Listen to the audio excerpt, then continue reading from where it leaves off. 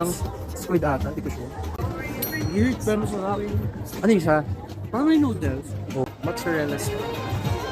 Lakayan mo. Isa kagat pa. Ball lang. Sa supa. Ha? Sa supa.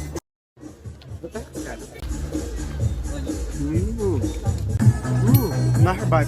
Sarap. Parang itong saka yung ano, pusit. Mango. Mango. Ano siya yun?